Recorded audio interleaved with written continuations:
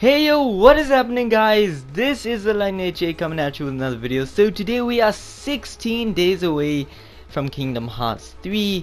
So today I'm actually going to be talking about that of the Dream Eaters because they are a very underrated topic and they are actually quite important to the story of Kingdom Hearts. So without further ado, let's just dive straight into it. So right here is one of the many designs of a Dream Eater. Now there are two types. There is of course that of a Nightmare, which is actually a bad Dream Eater who actually plants nightmares within people. But of course you will have to fight these guys, and you are not doing it alone. You are fighting them with spirits. So spirits feast on bad dreams. So they actually feast on bad dreams, which nightmares actually plant. Which is very interesting, to say the least.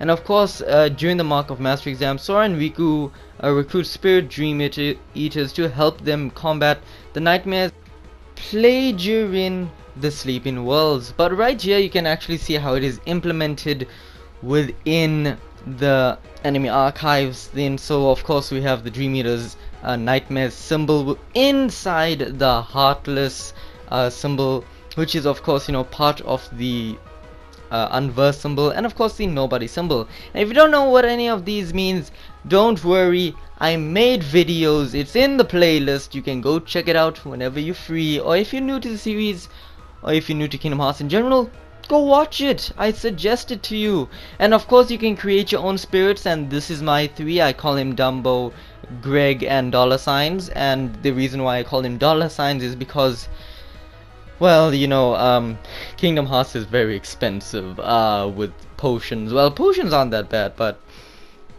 some stuff such as drop me nots aren't really that bad, but certain commands are very expensive, so I need to show that I have that money with dollar sign Mr. Dollar Sign. And he's one of my all-time powerful ones. But let's continue on with the story of a Dream Eater. So within Kingdom Hearts Cross or Key, however you want to call it, during the age of fairy tales, the Master of Masters creates the first spirit Dream Eater, the Chirithi, to assist and guide Keyblade wielders in their endeavors. The Master of Masters warns the foretellers that if a Keyblade wielder succumbs to darkness or vanishes, so will the Chirithi. Then within Kingdom Hearts Dream Drop Distance, this was many years after the Keyblade War and all that, and of course Dream Drop Distance being the bridge gap between all the other Kingdom Hearts games before that to Kingdom Hearts 3, so that's a big thing you have to remember. So despite Ansem Seeker of Darkness's defeat, some of the worlds remain asleep. Yensid explains that they are beyond reach of the Heartless, but they and their keyholes are instead threatened by Nightmare Dream Eaters. These enemies attack Sora and Riku many times over the course of their Mark of Mastery exam. In Traverse Town, Sora decides to team up with Spirit Dream Eaters after he sees Neku summoning a Neku cat. Riku makes the same choice after Joshua helps him spawn a Komori bat. When Sora and Riku return to Traverse Town, they learn their friends in the world have forsaken their Dream Eaters for their human gamer partners.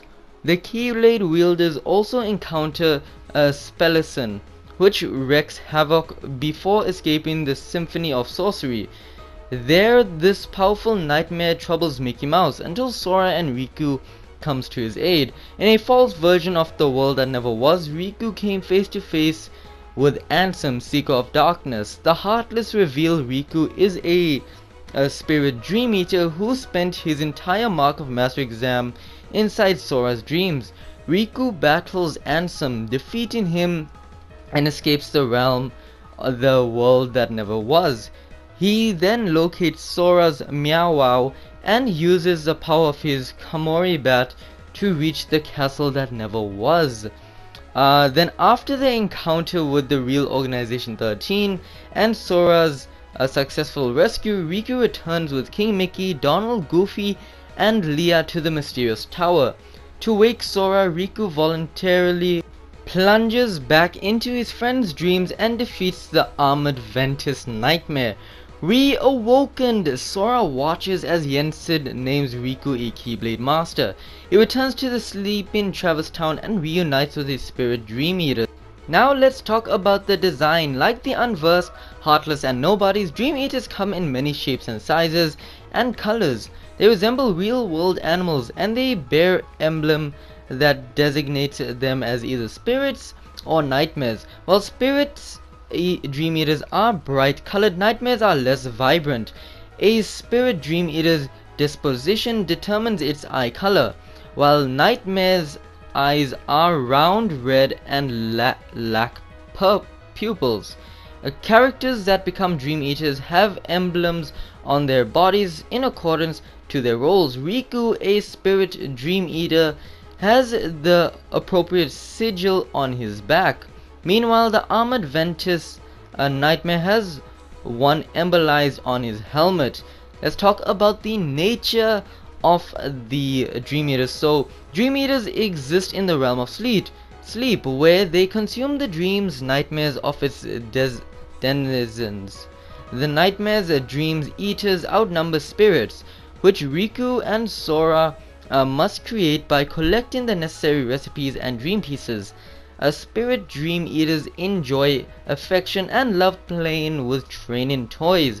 Their disposition determines their eye color and how they behave during combat.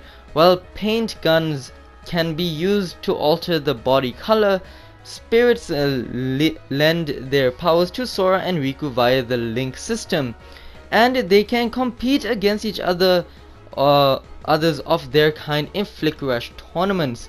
So yes, of course, with all of that being said, with Sora, Riku, they are very close to their Dream Eaters. They treat them like their own pets, and of course, I'm sure you would too. They're pretty cute.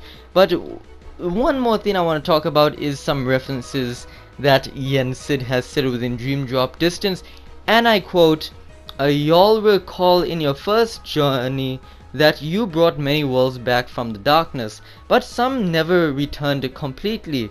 They still sleep, cut off from the outside channels. Not even the Heartless can enter. But these sleeping worlds are said to have their own manner of darkness. They are called Dream Eaters, and there are two kinds: nightmares, which devour happy dreams, and benevolent spirits, which consume the nightmares. The Dream Eaters will guide you, just as the Heartless once guided you, to the keyhole you seek at the heart of each world."